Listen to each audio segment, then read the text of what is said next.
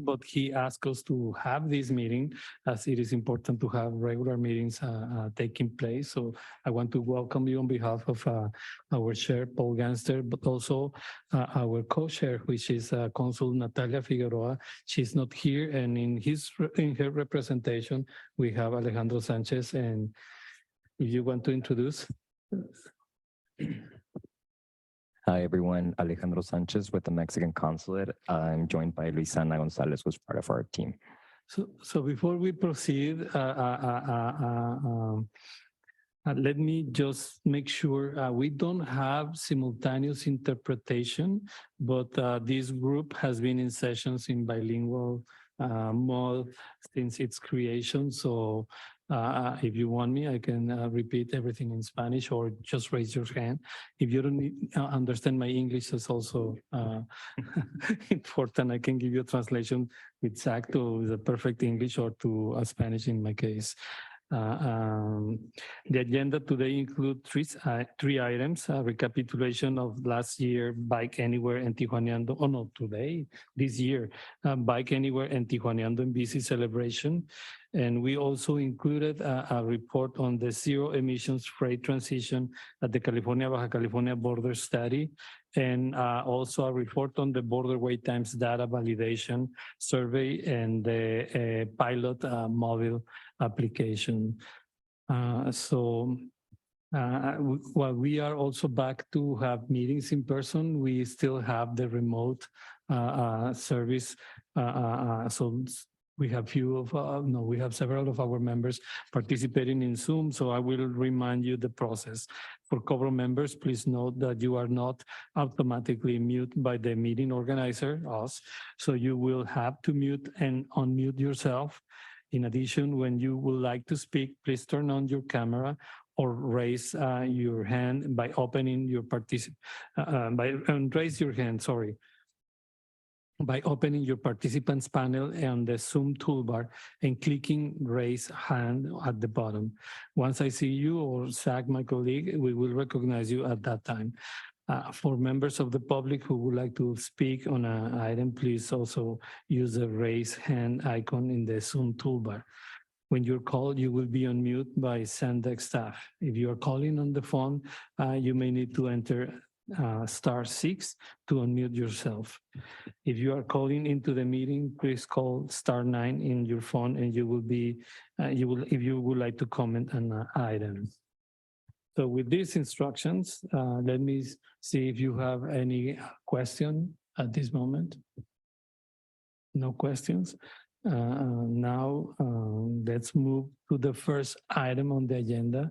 After welcoming you, we need to approve the meeting minutes of your last meeting in May 2nd. So we need to entertain a motion and a second. If one can move the minutes. We need to approve. So a motion by Joaquin. And I'll second it. Thank you, Joaquin and Jose. So all those in favor can just raise your hand. I'm asking those voting in person. If you have if you want to abstain, or if please raise your hand if you abstain or any opposed. So these are approved. Thank you very much. Now let me ask, next item is public comments. I'm not sure if we have a comment from the public. I don't see any hands raised in the screen and nor here. So I want to announce. Victor, can you hear me? Mario Lopez, yes, please, Mario, go ahead. I was a little bit late to react. Hi, everyone. This is Mario Lopez. I'm board member of the Smart Border Coalition. Happy to be back after a few lost meetings. Just emphasize and appreciate the fact that the meeting continued, Hector. I know it's been hard to keep some of the meetings in the calendar events. So I just appreciate your work and the rest of the committee members. There's many items coming along in the region on both sides of the border. So I just wanted to stress the importance of continuing these meetings, even if the chairs and co-chairs are not available. So I just wanted to mention that, Hector. Y gracias. Thank you, Mario. So I will do my best. So please be patient. So communications, let me see. I want to announce that our 2 times COBRO member, David Perez Tejada, who served as a representative of the city of Mexicali and also as a representative of the state of Baja California in his last role, as well as his alternate, Fabricio Mena, are now working, as you all know, in the Mexican Immigration Institute, INM. And I want to announce that Rebecca Boutreau, who is joining us on the virtual Zoom version, she's now the new representative of the state of Baja California serving in COBRO. And you might know Rebecca served also with the municipal administration of the city of Tijuana when Mayor Carla Ruiz was leading the city. So I want to welcome her as a new member of COBRO. Rebecca, do you want to say something? I don't want to put you on the spot, but in case. Well, okay, now the other announcement I want to take advantage is to announce that the process to prepare the 2025 regional plan already started, and we held our first public meeting earlier this month, and you receive an invitation for that. Later this month, you are also going to receive another invitation to participate in a workshop that will include all of the working groups of SANDAG, where they will share the perspectives.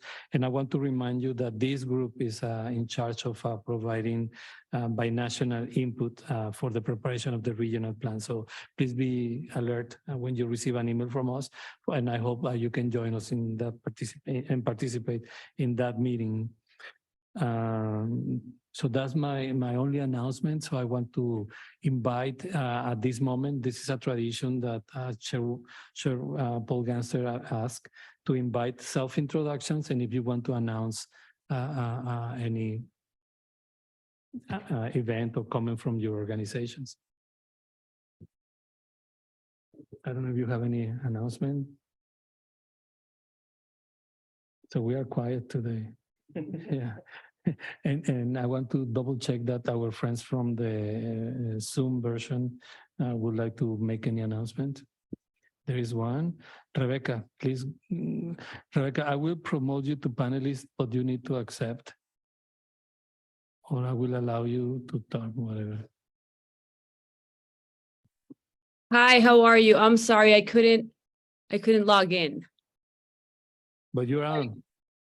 Nice to meet you, everybody. Thank you so much, Hector, for presenting me.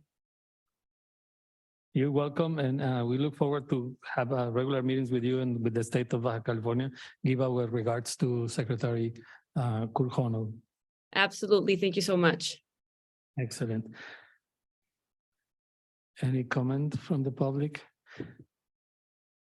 I might take advantage. I can see our friends from the Asociación Alianza por una Movilidad Activa en Tijuana. They share with me an announcement. It's not their event, but this coming Sunday, July 16, there is a citizen event that is going to be happening in Tijuana. It's called Mover la Ciudad. They are going to take or will have an intervention in some of the seat stations in Tijuana. They are taking, if I understand, 12 stations, and will include from painting murals, having musical events or dancing events, or even classes in this event. If you want information, I can share with you the poster with all the contacts. So that's the only announcement I have. The other announcements. So any other comment? No comment. So we are quiet today. I think we miss Paul Ganster. Jimena, you always have announcements in COBRO, yes? Yes. No, they're going to be presenting item number 3. Yeah, but I share the announcement with them. So if we move on the agenda, not having any other presentation, item number 3 is the 2023 Bike Anywhere en Tijuaneando en BC cross-border celebration update. And I want to invite our friends from Asociación Alianza por una Movilidad. It's incredible that I'm not saying the correct name. Alianza por una Movilidad Activa de Tijuana AC. Please, Elizabeth.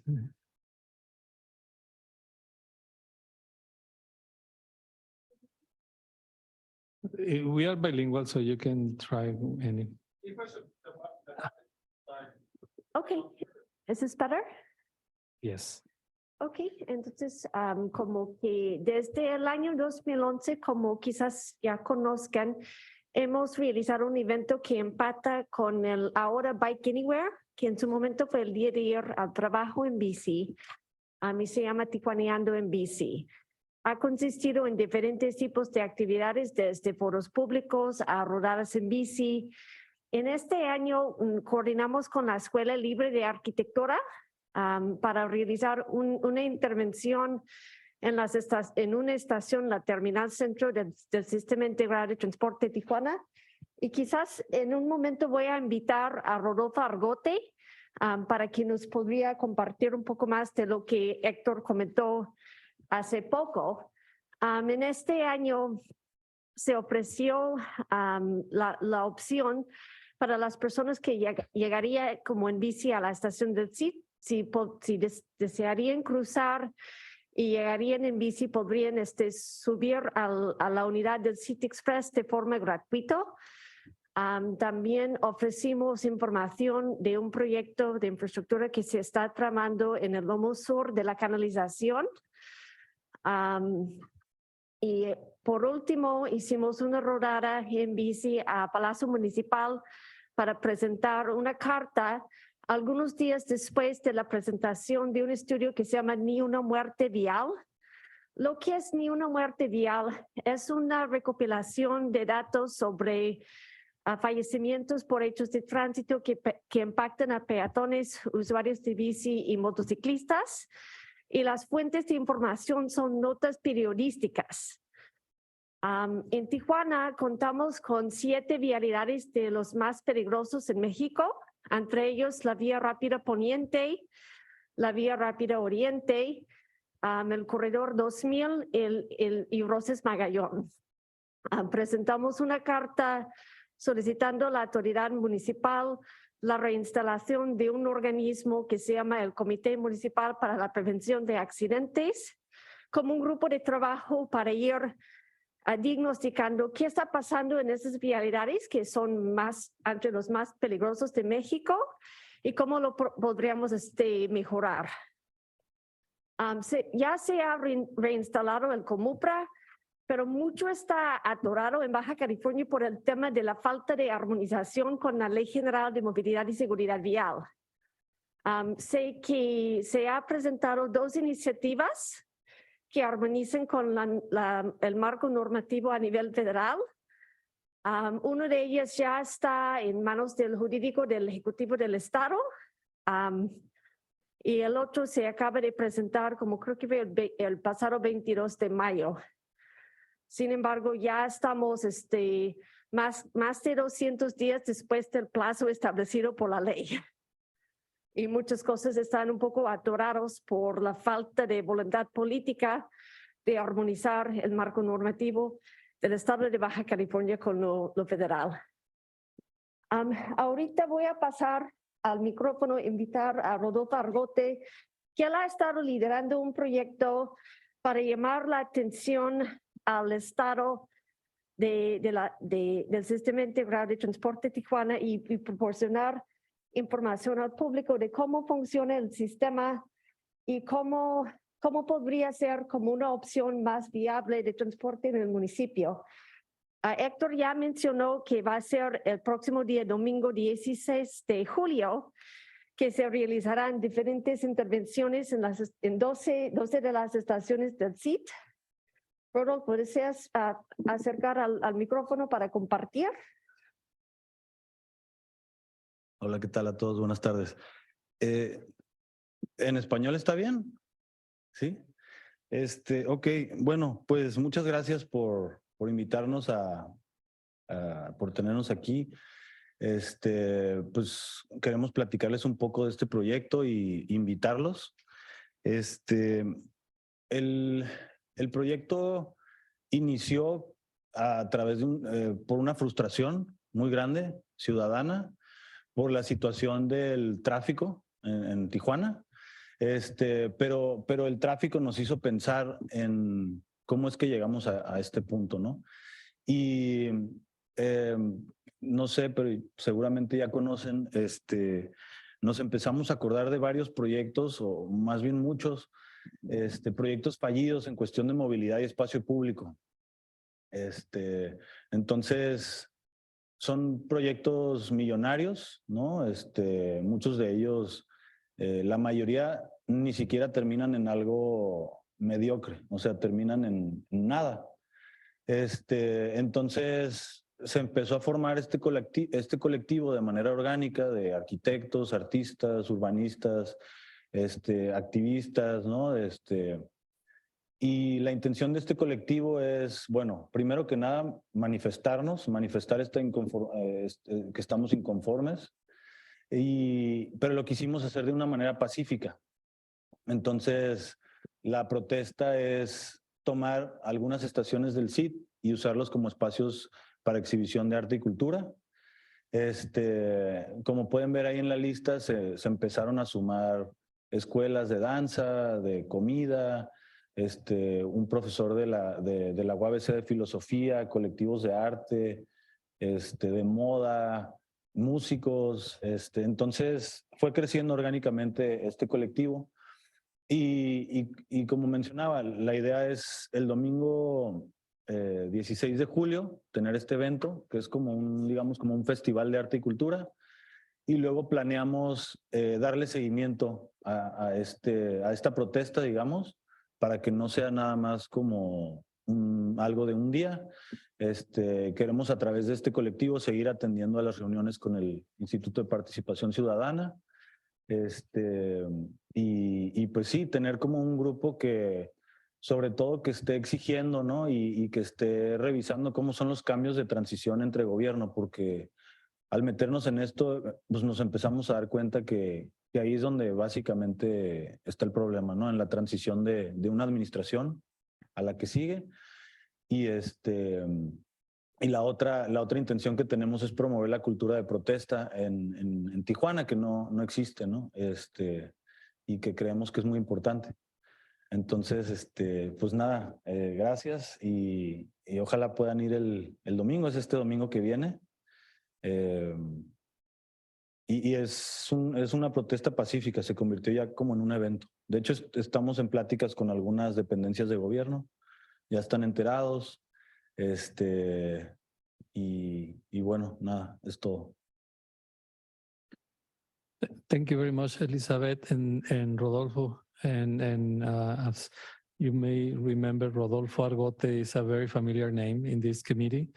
Your father, Arquitecto Rodolfo Argote, served also representing Implan at some point, and also representing Universidad Iberoamericana. So give our regards to your dad. And congratulations for this event. I know this is very difficult as you are coordinating having an intervention in some municipal infrastructure and also coordinating a very interesting group like Opera in Tijuana. That's great. Or for example, I heard you have some Nortec music representatives. So congratulations for that. And I know there are questions here. I think, Jose, you want to ask a question? Sobre el evento. Entonces, el evento es un solo día, ¿verdad? Y después van a tener como... You just need to push the button. Sí. Yeah. Con que esté verde.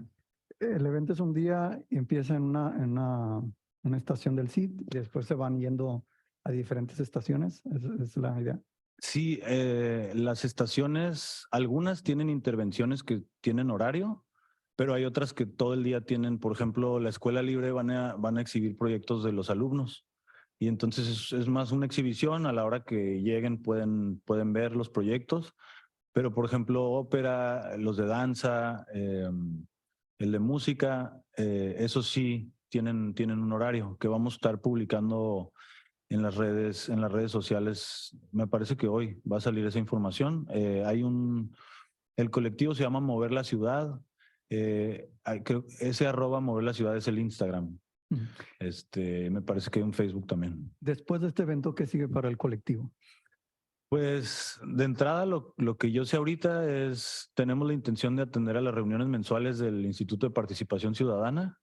Que bueno, Daniel y Elizabeth ya iban a estas reuniones, pero a través de esas reuniones convocar y presionar los proyectos, ¿no? Por ejemplo, hace unos meses Daniel convocó al director del CIT para que fuera transparente su proceso y sobre todo que socializaran el proyecto con los ciudadanos, ¿no? Que es algo que creo que les ha faltado.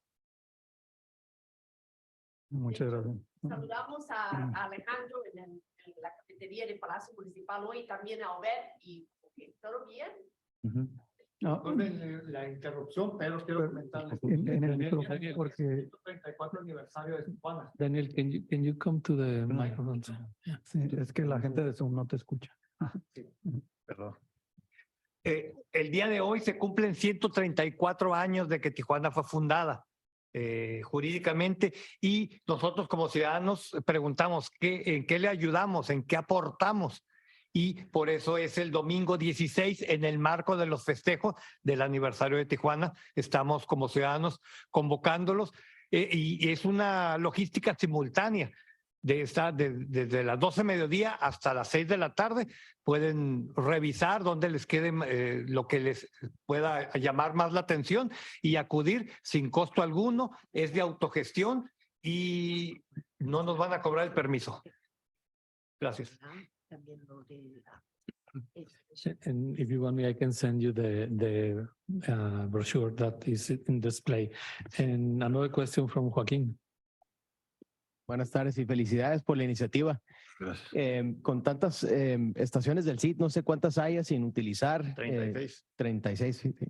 Creo que es hay muchísimo donde desdoblar proyectos, iniciativas, y nos gustaría involucrarnos en el Instagram, o cómo podríamos nosotros, de no poder ir al evento el domingo, cómo podríamos involucrarnos mensualmente o virtualmente para ver cómo va el proyecto y ver cómo podríamos sumar iniciativas. Sí, pues la intención es en las redes sociales ir comunicando lo que se va haciendo.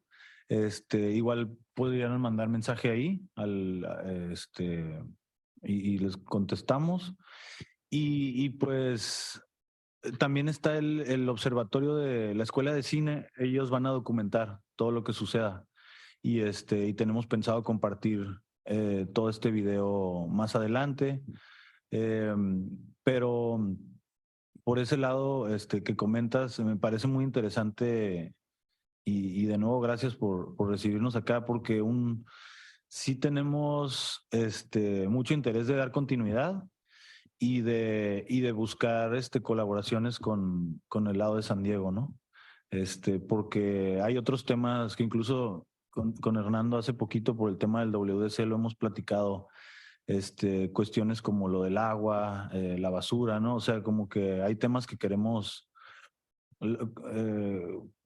pues en este caso el primer evento fue relacionado a la movilidad, pero sabemos que hay otros temas muy urgentes y pues nos gustaría transversales presionar también en esos otros ámbitos. Gracias. Any other questions? Rocío from COLEF. Gracias. Bueno, buenas tardes a todos y pues felicidades por estas iniciativas. Qué bueno que los jóvenes se incorporan. Yo quería preguntarles sobre el enfoque que están usando en esta cultura de la protesta. Más o menos que nos hablen un poquito de qué es lo que buscan y cómo lo están enfocando. Sí, gracias por la pregunta. Es una protesta con propuesta. No vamos a hacer lo que en Francia se está haciendo, porque ese tipo de cosas, más que construir, llevan otros caminos. Seguimos protestando y hasta se rieron de la protesta pacífica. Sin embargo, viene una propuesta, como lo mencionaba Rodo, es cultural, es artístico, y el CID ya está conectado con San Diego, teóricamente. Ya hay un gran proyecto que se está conectando. Entonces, ¿por qué no irle diciendo a los ciudadanos de que se puede usar el sistema de transporte? Algo que hemos observado con el tiempo, nosotros nos enteramos del Sistema Integrado de Transporte Tijuana como en el 2015 aquí en SANDAG. No nos enteramos en nuestro propio municipio. Sí hubo una reunión después en la Escuela Libre de Arquitectura, pero no hubo una estrategia de comunicación social. Y aún no lo hay. Y aún no lo hay para dar a conocer a la población qué es un BRT. ¿Cuáles son las ventajas de tener este tipo de sistema de transporte? Por ello, como que en el junio de este año se aprobó un punto de acuerdo para cancelar los carriles confinados del CID por la falta de entendimiento. Y hay que hacer algo. El asunto es como el otro día participamos en una presentación que hizo, estaba presente un representante de la Cerato y el director del LIMOS. Y me quiero muy grabado un comentario del director del LIMOS. En Tijuana, como que es difícil que vamos a poder mejorar o incidir en el sistema de movilidad que tenemos, y cuando hay protestas, los únicos que participan son los concesionarios de transporte y no los usuarios. Pero creo que una parte tiene que ver con la falta de conocimiento y hay que compartir información. Sí, y bueno, respondiendo también a esa pregunta,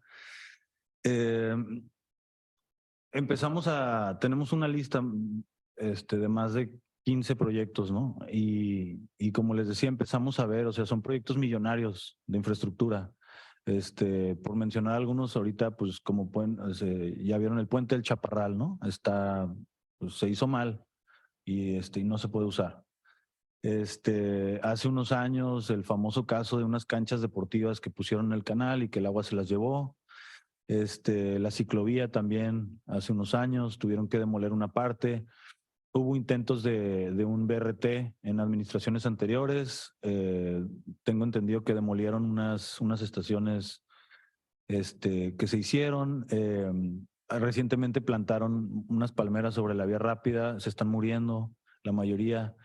Hay un caso que ahorita ya no sé en qué quedó, el caso de la glorieta de Santa Fe, pero se hizo un proyecto. Yo habrá una reunión en la semana que entra para tratar este tema. Pero estaban hablando de que se iba a demoler, no sé en qué vaya ahorita la cosa, ¿no? Y los semáforos inteligentes que se propusieron hace unos años que no funcionaron, el botón de pánico, unos postes rojos que pusieron por toda la ciudad que tampoco nunca funcionó. O sea, es proyecto tras proyecto de una inversión millonaria que terminan en nada, ¿no? O sea, es que ni siquiera terminaban en algo mediocre o algo más o menos, ¿no? Porque todavía dijeras, bueno, pues se usa al menos un poco, pero no, y el CID es otro caso.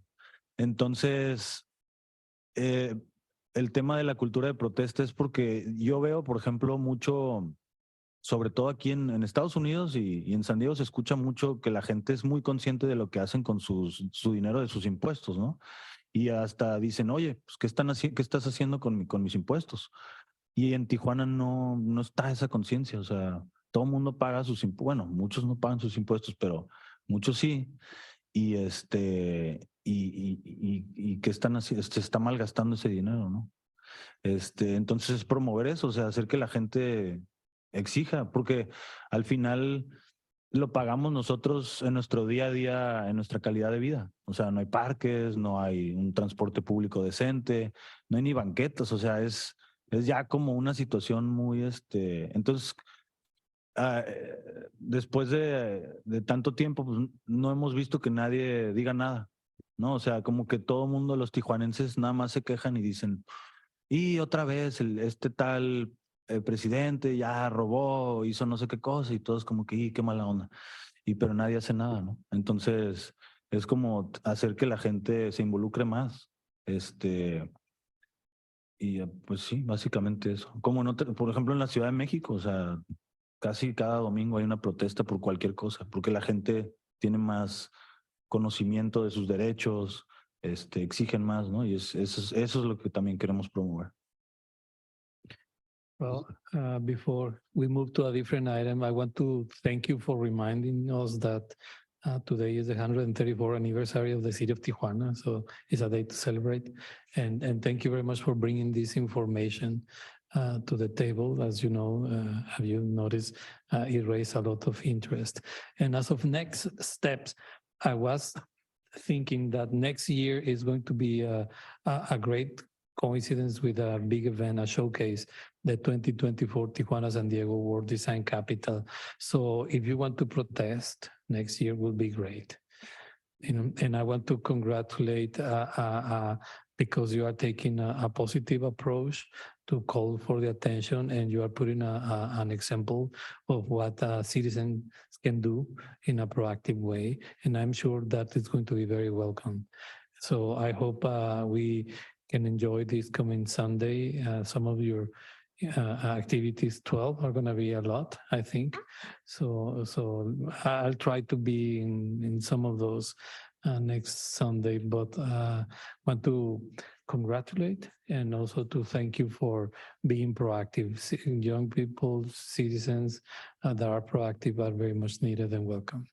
So with that, I want to move to the next. Oh, you want to say something, Elizabeth or Rodolfo?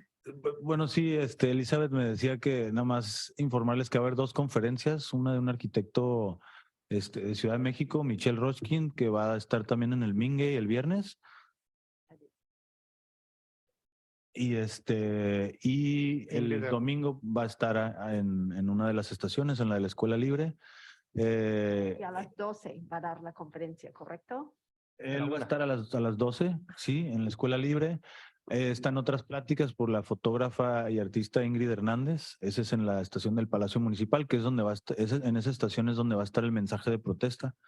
Se va a poner simplemente como gráficamente algo muy informativo, una línea del tiempo con los proyectos fallidos que les comentábamos. Y Ingrid Hernández da una plática ahí, la arquitecta Charlene Ceniceros da una plática en la estación Amistad, del colegio. ¿Sí? Y los temas que van a tratar, o como que tengo entendido que el conversatorio que va a liderar Ingrid se va a tratar de experiencias en el transporte en Tijuana. Y tratando de incorporar diferentes puntos de vista.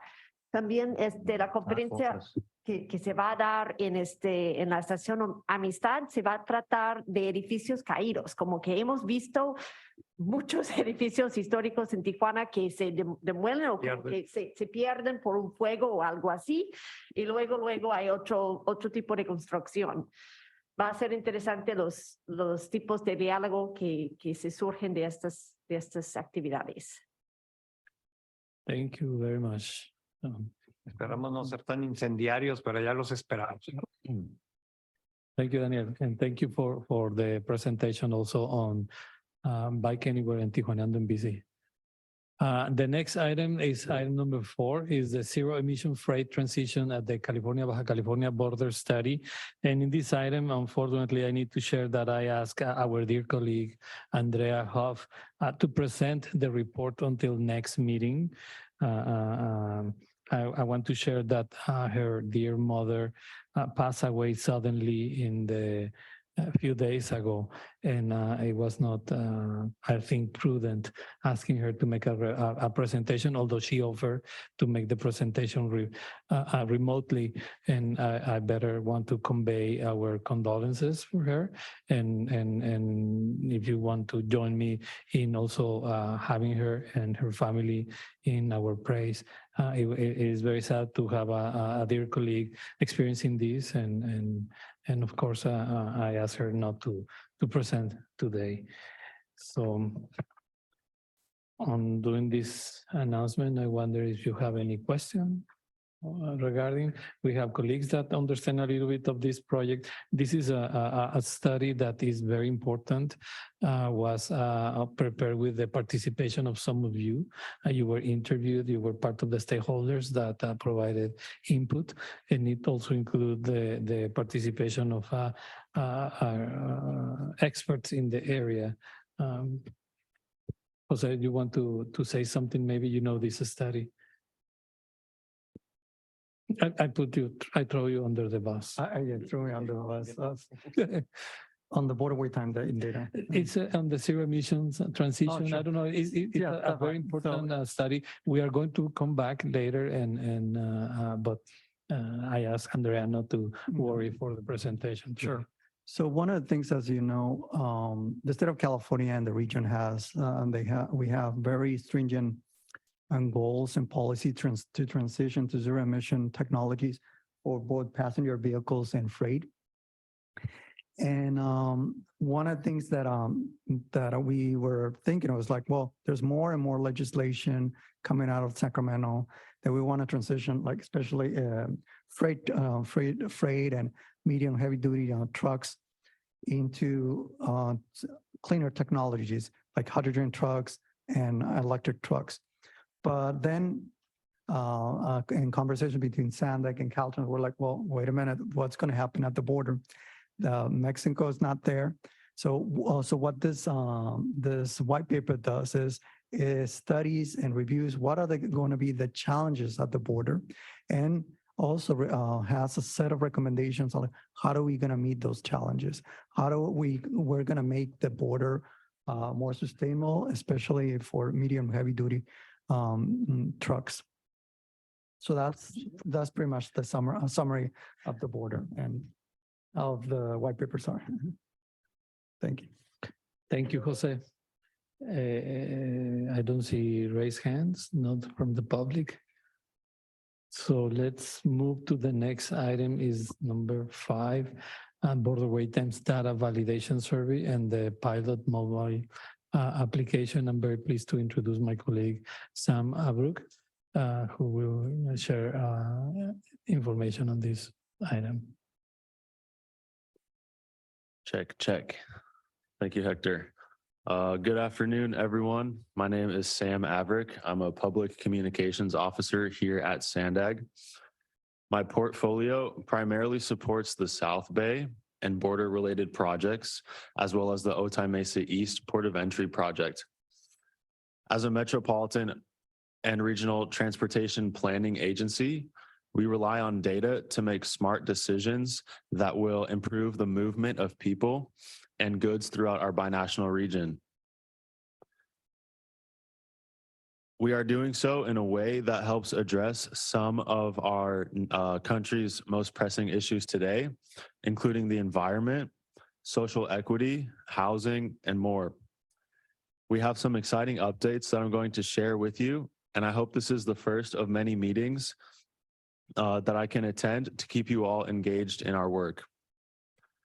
For those of you who don't know, the Otay Mesa East Port of Entry project is a joint effort between Caltrans, SANDAG, and the US and Mexico federal governments to create a 21st century border crossing for the San Diego, Baja California region. We broke ground on site preparations and utility work for the project in 2022, and we continue to work closely with our federal partners on both sides of the border to make this project a reality. We also just completed the installation of a new border wait time system, which will inform border crossers about current wait times, special lane conditions, and incidents at all regional land ports of entry. It is through this integrated approach, by intelligently linking traffic operations at all land ports of entry, that we hope to streamline operational efficiencies and reduce border wait times at all crossings by 50% on opening day. But we can't get there without your help. We first need to validate our border wait time data before making it public. To support this data validation effort, we are calling for volunteers to participate in a border wait time survey, where travelers will track how long it takes them to cross northbound and southbound through the Otay Mesa and or San Ysidro ports of entry. Whether you are traveling in a passenger or commercial vehicle, we would like to invite you all to participate in this survey and help us ensure we are providing the public with the most accurate, up-to-date border wait time data possible. The survey is now live and will close on July 31st. All survey participants will also be entered into a raffle for a $50 giveaway opportunity. If you are interested in participating in our survey, all you have to do is scan the QR code on screen here, pin your starting location on the map as soon as you've entered the line, and start your timer. The feedback gathered from this survey will be used for Caltrans and SANDAG's new border wait time mobile app.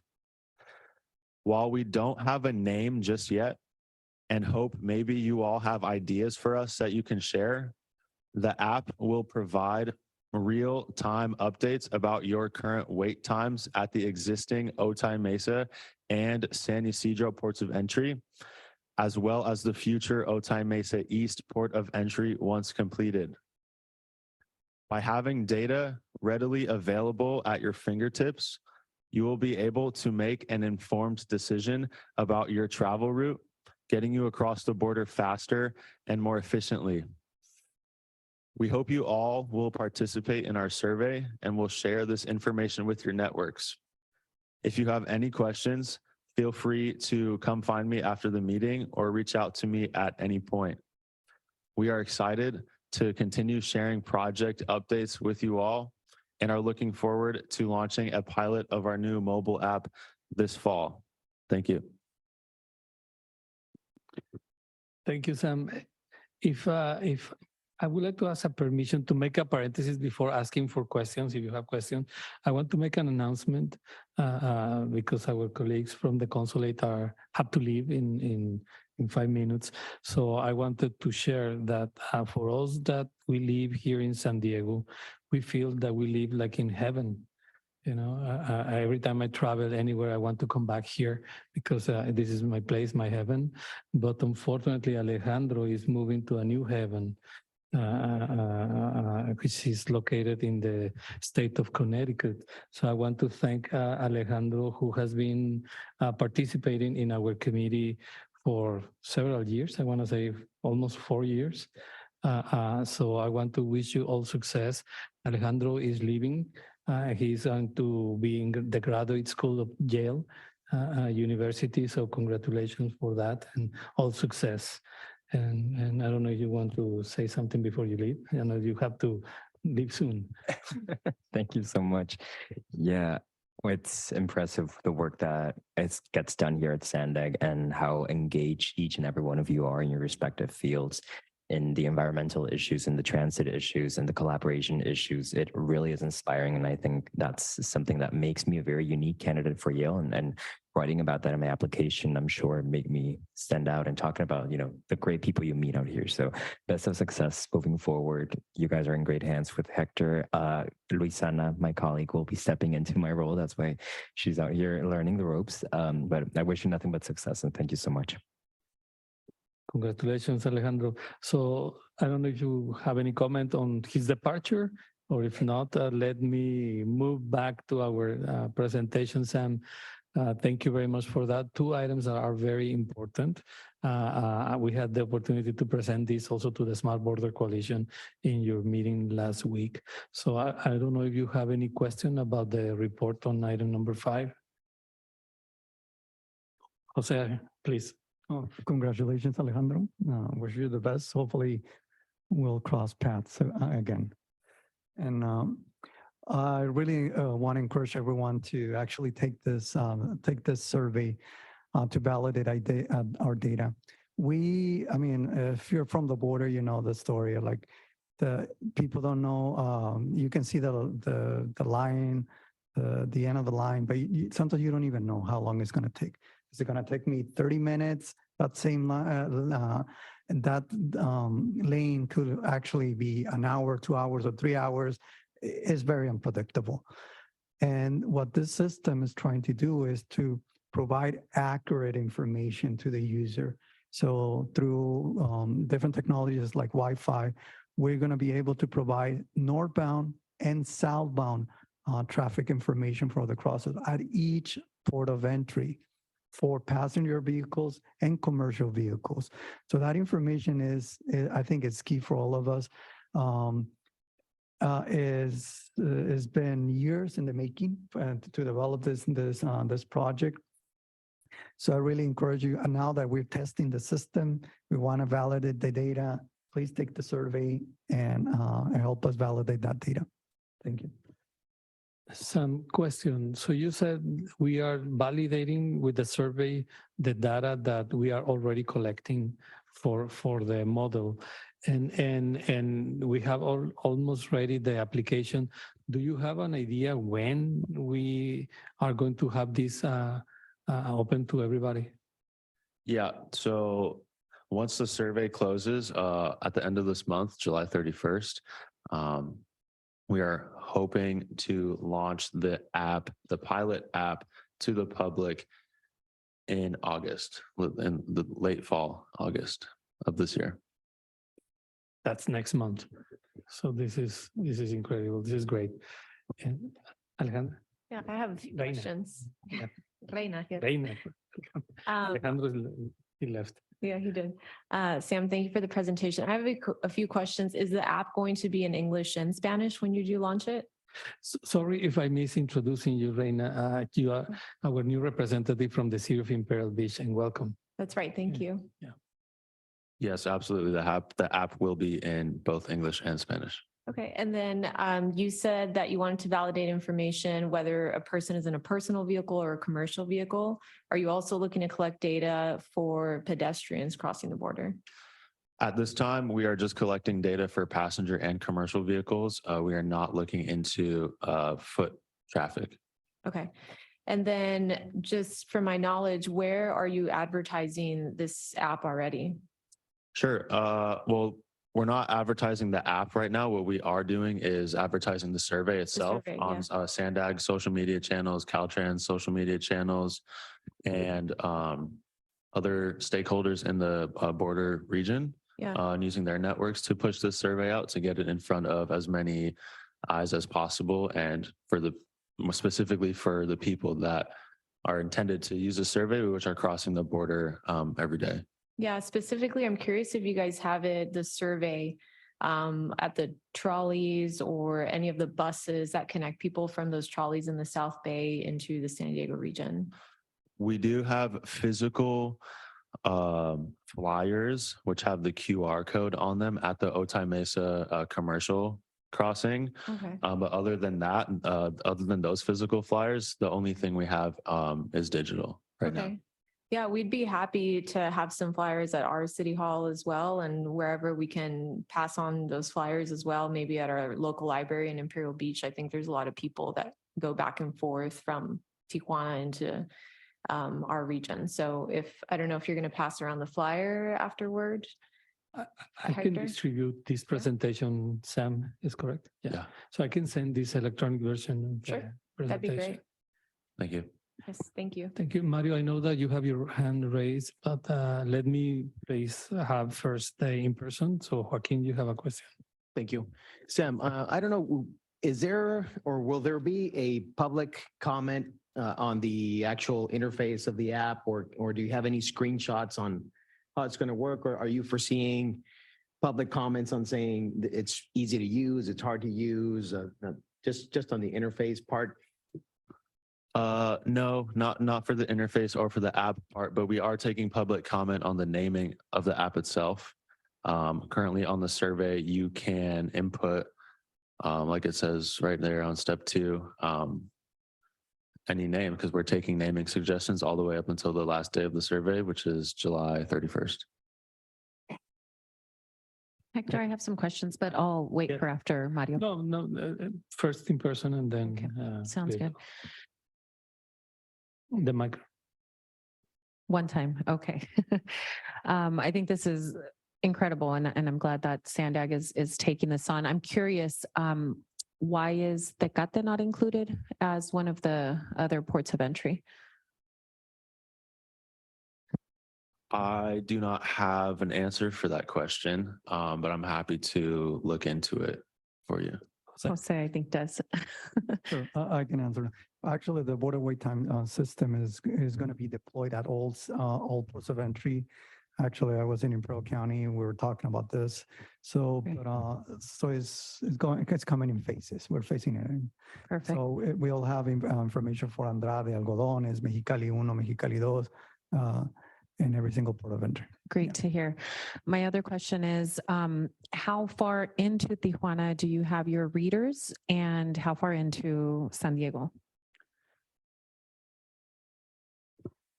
Both north and southbound at San Ysidro and Otay Mesa, I believe they're running around 3 miles, both north and southbound. If I can just compliment, because I participate a little bit on this part.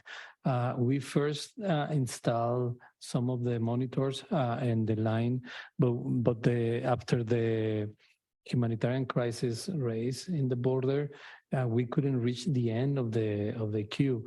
So we extended, I believe it's more than 3 miles. It's almost 5 or 6 miles, monitoring the ready lane and the general lines.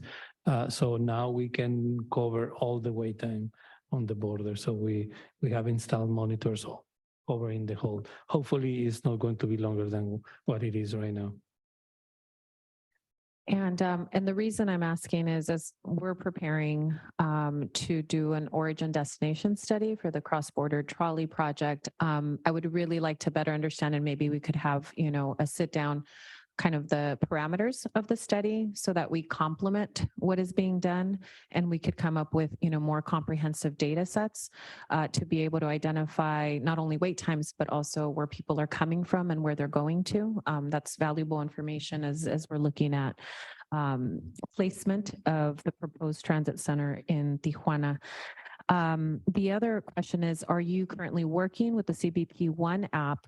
As technology develops, there's going to be a lot more apps, and I think from a user experience, kind of having that integration, so it's one app and you're able to process your documentation, but then also check on wait times, and maybe even, as an idea, check on air quality, which I know now there are readers deployed on both times. So it's just like another functionality. Do you want to answer, Sam, or I can help you also, I guess? And regarding the One app, that CBP, that includes many other services, like even humanitarian visas or other stuff. This is a real time wait time of the border, and that's what I think is a little bit different. And this is real time because we are using Wi-Fi or RFID devices measuring the wait time. That's what I can say. I don't know if you want to say more, Sam. Yeah, I would add that we are not looking to integrate with that app that you mentioned from CBP. Like Hector just said, this will be its own app, pilot and championed by Caltrans and SANDAG, just to show solely the wait times at the border. Yeah. Okay. And then my last suggestion, because I You said the last was the last. Okay. I swear, just an idea. There are those digital boards at the border. I think that would be a great way to promote your survey. I don't believe we are utilizing through consultants we have in Tijuana. We are utilizing those boards to advertise something similar to what is on the screen right here. Thank you. And Mario, be patient, because I believe Joaquin has another comment. Okay. Now, Mario, it's your turn if you're still there. Yes, I'm still here. Thank you. Just to offer, I think this is a great initiative of doing the app. The CDT, Consejo de Desarrollo, I don't think anyone from the CDT is in the meeting and or connected, Hector, but SANDAG has a weekly press conference for, different events, initiatives outside SANDAG with collaboration. So I'm sure that SANDAG, Aaron Victorio and the president Roberto Leal will be open once the app becomes public to maybe have a press conference in Tijuana. They have already all the media contacts in order to make sure that people know that this is out there. So that's one option for you to consider. And then the other option would be there's about 4 or 5 Facebook groups that have thousands and thousands of daily users connected to figure out the wait times, right? There's at least 3 that you could identify and approach the administrators and see if they would be willing to have like a public announcement, public service announcement, the use of the app because that's where most of the people hang out on both sides. So those 2 suggestions. Gracias. Thank you, Mario. As you noted, CDT is not today. Gabriel Camarena is the member representing. He couldn't attend today. And Tomas Perez Vargas also, but you have a good point. I will let them know if they can help us spreading the word. Certainly any help we receive is greatly appreciated. Oh, I don't see any other hands raised. Joaquin, sorry, yes, again. And just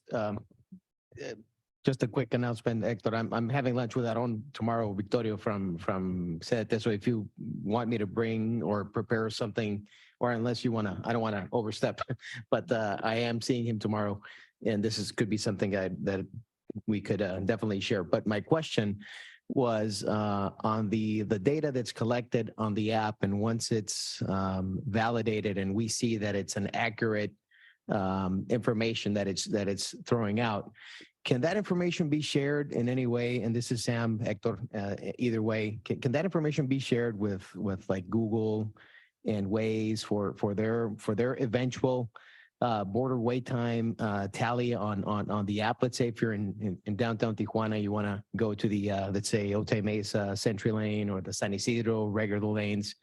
Once you have data on border crossing, is that something you can share with them? Or has it come up, or can it be shared? Sam, you want to answer? That's a really good question. I would love to bring that up with the project manager. Right now, I don't know if that's a possibility, but I would love to look into that further. I can answer that question. Sure. We have had actually meetings with these companies, with Apple Maps, Google Maps, Waze, and there have been interest, but and actually it was even before, because we wanted to provide the ability to pick your lane, like Sentry, because if you go like if you Google, if you're like in Rosarito, I want to cross the border, and it will take you to Century Lane. Century or lane, or before it was like everybody was taking the Century Lane, and we're like told them no, use at least the general purpose lane, because people that use Century, they know how to get to Century. People that are coming from LA or beyond, I mean, they probably don't have Century, and they need to use the general purpose lane. So we have had those conversations. They've been kind of open and not. They express some. There's some interest, but they're not in the business of like in traffic. I'm not necessarily channeling traffic, but actual wait time. Like if I was coming to the meeting today, and I hit Waze, and I had a yellow freeway, which meant traffic was so, and it gave me like a 35-mile average speed. Were you down in Tijuana, or no? It's just I always do it just because. I was curious about if they take you to general purpose or. No. I do that all the time, even knowing, of course, knowing how to get around the border. I do it all the time, just in case it sends me through a different route, and many times it does. So there's still a lot of opportunity there. There's something we can definitely. There's definitely opportunity can work with.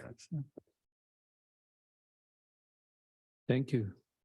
I don't see more comments. So I guess that with that, we are getting to the end of the agenda. And I just want to announce again that you will receive an invitation to join the working groups meetings for the preparation of the 2025 regional plan and later this month. And the next meeting, as you know, August is dark, so it's going to be until September 5th. And with this, if I don't see any comment, that means we are done for today. Thank you.